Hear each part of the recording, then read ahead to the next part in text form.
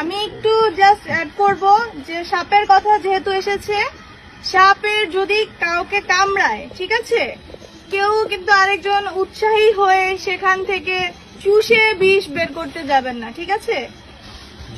পরিষ্কার কাপড় বা বাঁধন দিয়ে বা গামছা দিয়ে যেখানে কামড়িয়েছে ওই দাগ থেকে কিছুটা উপরে 4 আঙ্গুল উপরে মনে করেন একটা বাঁধ দিবেন, বেশি খুব শক্ত বাঁধও হবে না, যাতে 2 আঙ্গুল নিচে দিয়ে যায় এরকম একটা বাঁধ হতে হবে।